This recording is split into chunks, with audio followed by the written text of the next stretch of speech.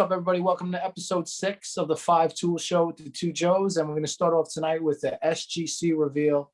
Some really cool cards that Joe just got back, man. So I'm going to head over to Joe now. Let him do the thing. Joe, what's up, man? How you been? Good?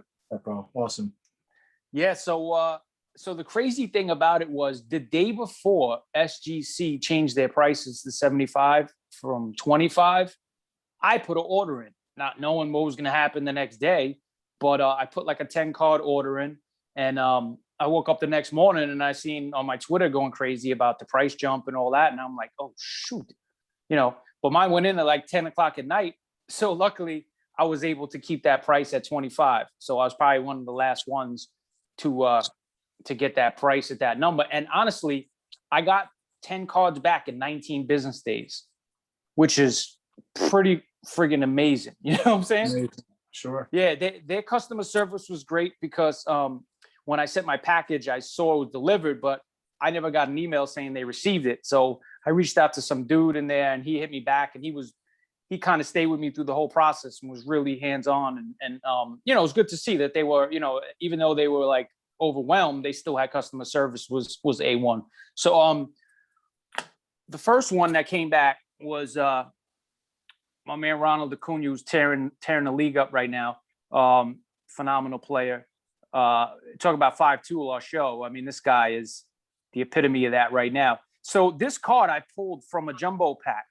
Actually, the first pack of 21 that I opened was I pulled this out of the super short print out of the jumbo pack, and I was hoping for a 10, obviously, but I kind of figured out some grades on each one of these cards before I sent them in, and almost every card that came back was kind of right where I thought it was, from my min and max grade. But hey, I'm happy with this. There's none in any pop right now in PSA or SGC or Beckett. So, this is the only one floating around. Obviously, there'll be a few as things go along, but it's pretty cool to have that one. Second, I had to pull the Beasties out. This was a cool set, this 91 Pro set, Yo MTV Raps cards. I had a few boxes, and I went through like hundreds of cards, and I just looked for a few that really look good. And this one was definitely centered nice. I mean, this is so hard to figure out if it's centered, but I just looked at their names, and up here, you could just see if it's centered. And if it was, this one looked pretty good, and I was happy to have a 9. Another card that has nothing in PSA or SGC. So, I was trying to go for those, the low pop cards. Awesome. And then this one is, I mean, we could go on and on. This is a 91 Merlin Italian Hogan. I might have showed this on the show, actually, one of the first episodes. I think I did. You did. You showed it raw. Yeah. Yeah. Nice So I bought this off eBay for like maybe $18, and it came back. I mean, obviously, I knew with the off centering, if this thing was centered, it's a 10. I mean, the guy who saw me, I mean, it was on point. The corners are ridiculous. And another low pop card. I think this one is there's 1-9 in SGC. So, and 1-8. So, there's only 3 of them in there too. Then the GOAT. This is a cool card. It's not a super expensive card, but I love the card because just the way the look of it. I actually got this card from a pack I bought from my LCS. He has old packs and stuff like that. And I got it like a $2 pack, and I got this in there, and I looked at it and I said, damn, I was like, man, this thing is like, you couldn't get any more centered than this. So, PSA 10s, they're going for about 300. So, I mean, it's a great card. It's something I'll always, hold on to. I don't have really any Tom Brady cards, but you got to have a GOAT. You got to have a GOAT card in your PC. So there's my Brady. That's a sweet card. This one is a cool story too. Now, we all know this kid did his thing, Rookie of the Year, phenomenal young player. I pulled this card out in Target in a blaster. I actually went to Target one day and got lucky last year, and there was all these dudes crowding around the card aisle, and these dudes were hovering over a box, these 50-year-old idiots, hanging over a box, like trying to take all the cards. So I just moved my way in there, and I was like, yeah, I'm going to grab one of those. And he's like, what do you mean? We've been waiting here for 2 hours. I'm like, move over, pal. You know what I'm saying? like you're in controlling the cards, bro. Like, chill out. So I grabbed that blaster for $20 or whatever it was, and I pulled this Herbert. So it's cool to pull a card, grade it. It's 9.5, man. You know, it's a great card, great prism, mosaic. Actually the prism mosaic, these are really nice cards. I mean, I love the mosaics actually more than the prisms, the regular prism. The mosaics are beautiful, man. And last but not least, this will forever make you smile. My man, Matsu. I mean, dude, that card is unreal. Oh. Unbelievable, man. When you showed me that card, I was bugging out. When I saw that, when I first saw you show me this card, I couldn't even believe, like, first of all, it's such a beautiful card. Right. But to get a 10, you know, it's tough. It's tough to get a 10 on those cards from like 20 years ago. I feel like it's just, and in Japanese, it's so dope, dude. Bro, and like you, I mean, bro, and like you said, when I showed you this, because I told you another guy got this off eBay, you know, and I love the card. Like, listen, I bought the card for like $17. I just love the card. I wasn't even thinking of grading the card because, you know, I said, oh, it's a great card. I love the card. And I remember, like you said, this guy must have pulled this from a box and threw it right in the top loader and never touched it. I mean, that's the only way for it to be like this, you know. And hey, listen, rarely do you hear stories of, you know, you pulling cards from eBay and you get it into 10. I mean, but I just thought, I thought it was going to be a 9, you know, maybe 9.5. But man, to get a 10 on that, obviously, you know, it's probably like a $200-300 card. It'll only go up because Matsui's a friggin' legend. You know what I'm saying? And Matsui's a legend. In Japan, he's a Hall of Famer. I mean, when you think about the fact he came here, I mean, I'm going to say he has, I don't know, 1,300 hits maybe, and he started at 27 here. I mean, his numbers are ridiculous. He stayed in Japan. I mean, think about that. If he had 7 extra years, you know, he had a 10-year career, I believe. 1,300 hits in 10 years. I mean, when you start at 27 years old, that's serious. That's, you know. He was clutch too. And what a guy, man. What a fan favorite. I'll still never forgive Cashman for getting rid of him. I really won't. The guy had the sickest postseason. I think he hit almost 500 and then they get red. It's just like, come on, bro. It's like, come on. I mean, to me, the craziest thing about that is that, you know, you get this guy, Matsui. They call him Godzilla for a reason. He does serious damage. He's not somebody you want to pitch to in a big spot. He proves that. He gets you to the promised land. He does these monster World Series. And then don't get me started on Cashman. No. That's a whole other topic. Whole other topic. But yeah, there's only 3 SGC. There's 3 10s of that. And 2 9. So listen, the main thing with a lot of these cards is the pops are really low. And that's kind of why I did it. I knew they weren't like, you know, $1,000 cards, but obviously with the Herbert and with the Cunha, you never know what these cards will go for down the road. You can hold on to them, but you know, it's cool little, I was very happy. There was a few others that came back. A second year Gretzky came back as a 5. And that was another card I bought for like $20. So it was a lot of the cards that I pulled or bought and I just sent in. And no, I was very happy. SGC. I have nothing but good things to say about them. It was, you know, the whole experience was really good. First time I used them, but I'll definitely use them again when things get back to normal. What's up, man? We were talking last time about like fantasy cards. So you sent me some cards that you know you'd like to have in you know, I mean, and they're not all $1 million cards, but a lot of them are kind of they're fun cards, man. It's not even about the money. Let's check it out. The first one you sent to me, I think, is incredible, man. Randy Savage. 1-of-1 sketch card. You know, Leaf. I think at this point, Leaf still, the name was bought recently. I'm not sure if the new owners of Leaf at this point had it. This is the new owners of Leaf. So, you know, a 1-of-1 sketch card, 2019, and people don't know this, but Randy Savage was a professional baseball player. Yep.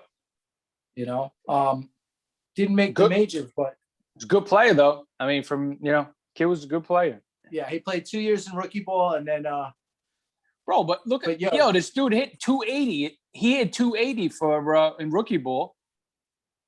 Yeah, his numbers aren't bad. Look at, and then he was in rookie ball again. He had 344 and 75 plate appearances. I mean, yeah, he, you know, who knows why he stopped. I don't know if you know this, Joe, but I'm not sure if this is true, but I've heard this story that when Randy Savage is playing in minor league ball, that somebody threw at him. So, pitcher obviously threw at him. So he gets up, he beats down the pitcher, whatever.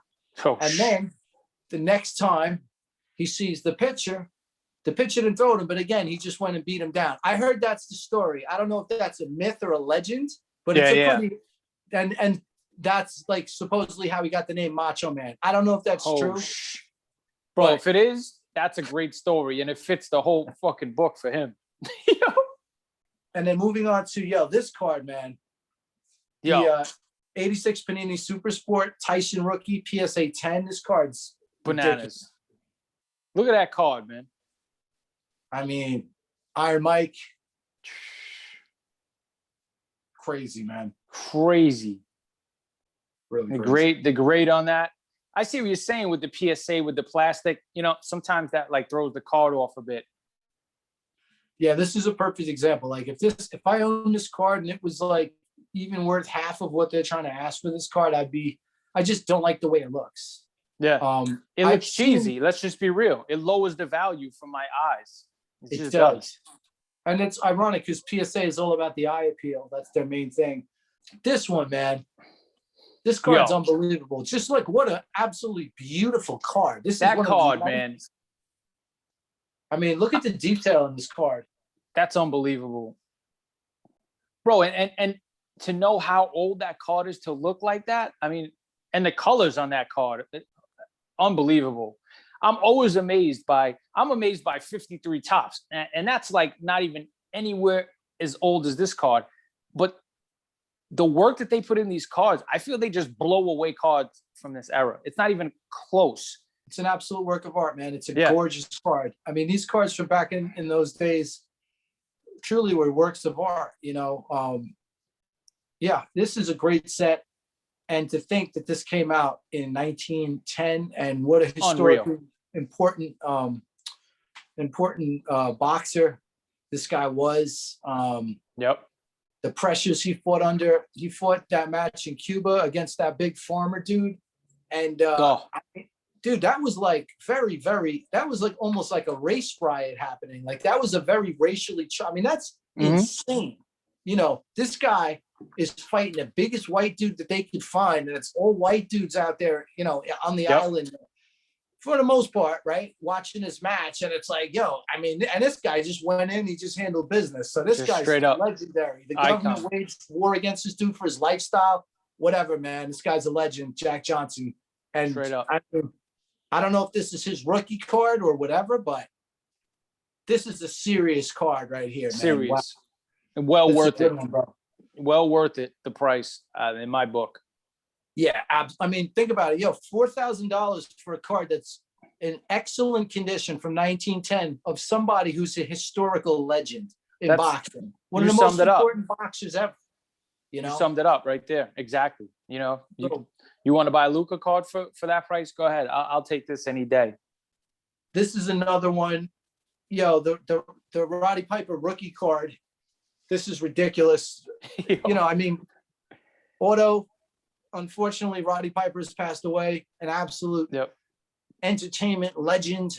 Great genius. I mean, this guy, one of the most entertaining and disturbing wrestlers in history.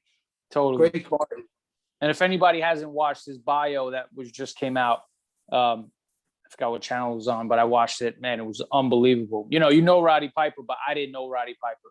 You don't know the backstory of him and his grind and his journey and what happened to him when he was younger, homeless on the street. I didn't know anything growing up. As a kid, I watched Roddy Piper. I thought he was funny. I thought he was crazy. I thought he was, hysterical and wild all at the same time, but I didn't know what he went through to get there. And man, I really, to see his family and his wife and his kids talk and, the wrestlers, how much they honored him. Like Ric Flair and these legendary dudes, even Hogan, but like these guys talked about him like he was just here, Yeah. I mean, Roddy Piper, such an unbelievable wrestler as a kid. And when I read Ric Flair's book, Being the Man, he spoke a lot about it. He was like, this guy Roddy Piper was knocking down like 60 beers. And Ric Flair was a guy who was serious, but like party animal. So like Ric Flair, if Ric Flair's like, yo, I don't know, man, this guy's a little too much, you know? So, yo, what a legend, Roddy Piper, man. Absolutely a great card. Flair basically said that, and Hogan said, both of them, without Roddy Piper, and even Hogan said this about WWF, if without Piper, there was no WWF as big because they needed the heel. He was the heel. You get what I'm saying? He was the guy. It wasn't Hogan was Hogan. You know what I'm saying? You know, Bob Backlund. You know, obviously he had the Iron Cheeks, but the level and the things that Piper's Pit, all that, what that brought, Hogan said without Piper and the craziness of him, it would have never got as big. And that was incredible to hear from Hogan. I mean, it's so true, because when you think about it at the time, like you just said, you know, there were the huge beefs between Iron Sheik and Bob Backlund, and then later Hogan and all those guys. But like on the peripheral, you had Roddy Piper, who was beefing with everybody on his show. Every week, calling people out, wrecking people in the ring. Dude, there's a match where I think he's like, man, he got hurt, I think, in a match with like the chain collar match when he was younger. Yeah. I mean, dude, that guy he wasn't playing, man. He was. He said in that, Piper, in that legend, match, he said in that match, he never got hurt more than any time ever in that match. Really bad. Wow. Yeah, it was crazy. And the last thing on Piper they said about him was that if you remember when he cracked Snuka over the head with the pineapple or the coconut in the Piper's Pit, remember when he cracked him? They had the fake coconut to do it. He didn't like Snuka, so he took the real one and cracked him over the head with the real one. Wow, dude. Yeah, it was a backstory, and then McMahon said it too. So it was crazy to hear these stories like you didn't know. And I remember, you know, Snuka fell through the whole thing. The whole set fell down. Like he. Now I see why you get hit with a coconut over the head. I mean, the guy was probably knocked out. You know, it was real. Piper was on some like, I don't like you. I'm gonna break your head anyway. It's crazy. Absolutely insane, man. That was, and we spoke about this before, that was one of the craziest moments in wrestling. I mean, I don't care who you are, man. A coconut getting cracked over your head does not feel good. Bro, straight up. Yeah, it's a great card though. And that set from WWF was a great set. Just really good looking cards. And this is another great card, man. I mean, this was bro, that picture is phenomenal. I mean, you couldn't get a better picture for, and I believe that's his rookie card too. I believe so, because there was no, dude's a straight legend. And he was a professor, bro. A guy's fucking, I mean, come on, man. Bro, this guy, you know, they used to do the promos like before his match, and they used that look, like that special ed look, like a look at him. Right? It's so funny. It's so fucking wrong. Like when you really think about it, like, yo, terrible. We grew up in a different era, bro. We couldn't do that now. You know what I'm saying? Remember, he used to be like, he used to go, Lou, he used to go, you know, making all these, Lou, he's screaming all crazy. And let's be honest, bro. Like as a kid, I thought he was totally nuts. Like you didn't think he was putting on a joke. I thought the guy was like crazy. I thought like if you ever see him, you'd run away from him, right? Like they had the green tongue. You didn't know where that came from. Like he was a kid eating turnbuckles, bro. He's biting turnbuckles open. Come on, bro. Guy was fucking legend. Bro, the noise, dude, the noises, bro. Chill.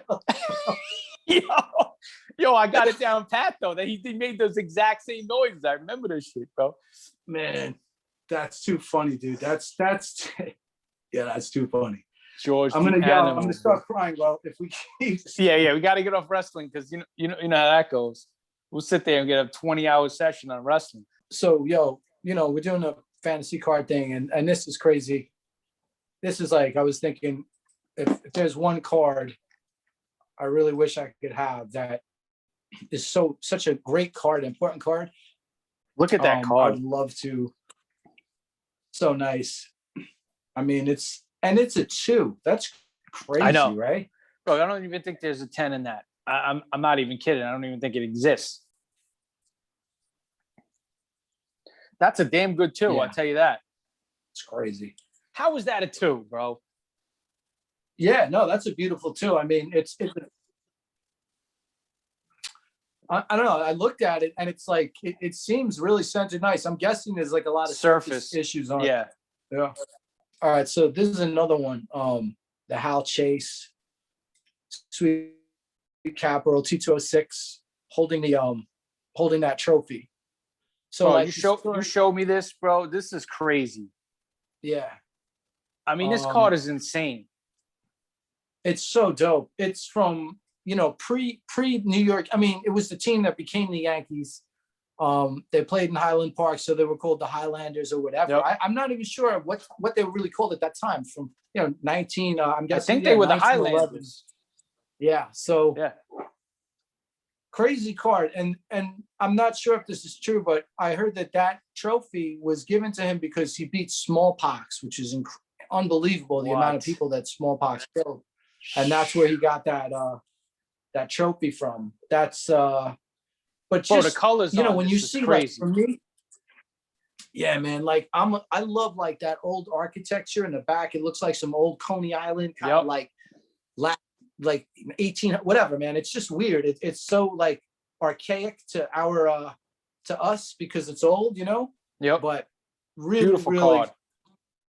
Awesome card. Here's another one, man. You kind of got me thinking about boxing cards, and somebody bought this. Wow. Bidding has ended on this item, but check this out. Oh, Ray man. Robinson, $800, man. PSA 6.5. How is the that best boxer ever? What? Probably. That price is crazy, though. Yeah. Sugar Ray, wow, that's crazy. Really, really nice card, man. That's a great card. I've never even seen that. But card. yeah, I mean, yeah. Never seen that card in my life. I started to look into these boxing cards when you were talking about it, and I was like, wow. Yo, the Leaf was so ill, though. Leaf made some great cards. They really did. I mean, man. Yeah, it's so cool to go into other, sports and just see the great players, see the cards that, because we don't know who's a rookie or who's what. Like, what the hell is that? This is a Nadia. I was asking my wife, I was like, if you would, what's your favorite athlete? And she's like, Nadia. And I was like, all right, cool. Let me find a Nadia card. I'm about to buy this, dude. It's $40. It's from like 79. It's pretty cool. Really, really cool card. Yeah. See, when the GOAT, like gymnast. I mean, not to get all crazy. I know some people are jumping into that, but like this is a classic legend. Like everybody knows Nadia. They made a movie about her. Yep. So it's a cool card, man. It's really cool. Yeah, I love going into, like I said, obviously baseball is forever our heart, and the other sports are great, but like just drifting off into different, you could go down a hole and 2 hours later you're looking into all these crazy cards. I've done it with Frank Sinatra cards. I've done it with wrestling cards. All of a sudden you looked at 150 cards and you can't get out of the hole. It's crazy because there's so much stuff that we don't know about. And I like, I feel like if I'm a card collector, I want to know a little bit about everything. All right, cool. So for the last thing I wanted to talk about is the Cardladder. I got on Cardladder. It's pretty cool, I got to say. On Cardladder, basically what Cardladder is, it's like it's a price guide in a lot of ways for cards that they've entered into their own database, which is cool. You can use their database to catalog your own cards, which is what I did. I assigned my own value to the cards, how much I think they're worth by looking at eBay comps. It's higher than what PSA says my cards are worth on the set registry, but it's like basically a bunch of, you can do a lot of the same things with the PSA set registry for free, but there are a bunch of dynamic tools on here that you can really take advantage of. So like, on the dashboard, this is really cool. It'll show you how many sales that they tracked for the day, how many cards they added to their database, how many cards they have in their database. And they're really, the data, like as everything I've researched about them, they're like trying to be really, very, a lot of data integrity. I'll use that phrase. So that's cool. Mm-hmm. And then you get to see like, the top climbers, the cards that moved a lot that day. Then the cards that fell a lot that day, and you can expand all the stuff. Top 90-day investments. And then you could shop. It's cool. That's one cool thing about it. Then you have the ladder. So like the ladder is basically, the top 100 cards at any given time in their database. So basically it just shows like, this card, 350 grand and the Tom Brady rookie and on, like the hottest cards at any given time. Then this is the part that I like, the collection part, where I have all my cards in here, and it's a lot easier and faster than the PSA set registry. Mm-hmm. According to this, my graded cards are worth 21 G's on this investment, but according to PSA, my cards are worth about like 17 with the same investment. Okay. So that's a big difference in what they say it's worth. Yeah. But again, these are my values I assign to it.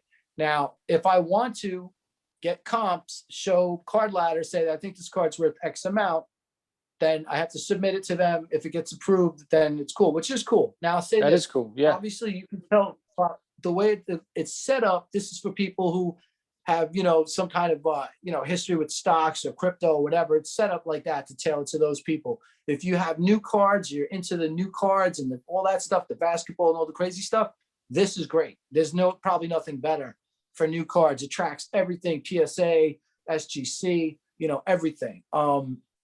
Really, really cool. So you can look at, it'll show you like player breakdown. This shows like, Jeter, Tatis, Acuna, all the players that I have a lot of graded, the percentage of football, baseball.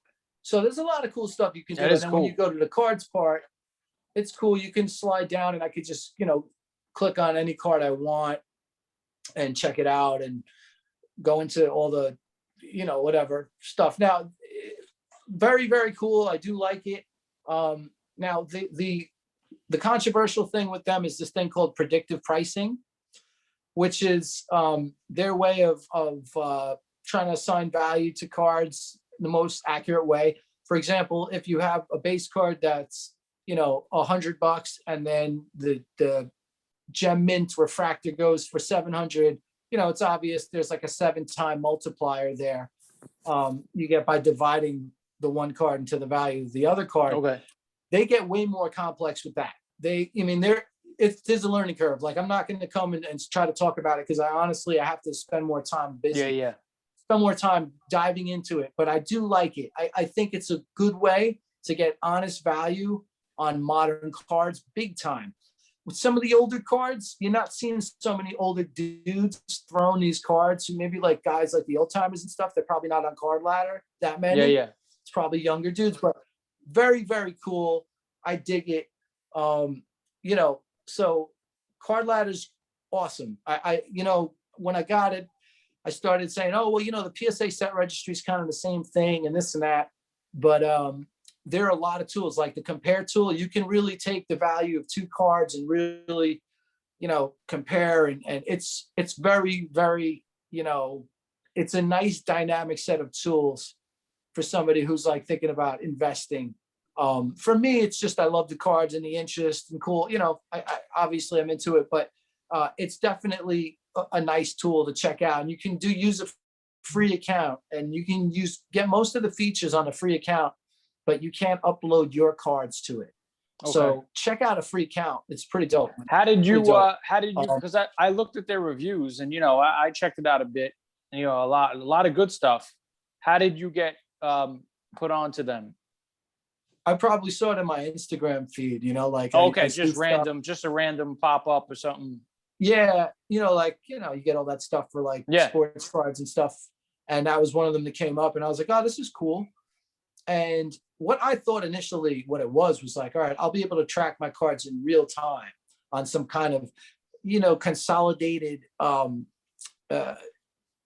area, like just one central place. I guess that's kind of some of the things they're trying to do is like get the most accurate sources, build a database. But again, it's not it's not the Dow Jones, there are all these, you have eBay, you have COMC, COMC, you have people buying stuff on Beckett, A lot of raw stuff gets bought on Beckett. A lot of raw stuff gets bought on eBay. The prices are not the same. So it is what it is. It's tough, man. Yeah, it's not an easy thing to really get the value of it. And I appreciate that they're really trying to do everything possible to really get a fair assessment of a value. For me, it's kind of like they even say it's predictive pricing. So it's kind of like if you're going to sell it, it's kind of geared towards that.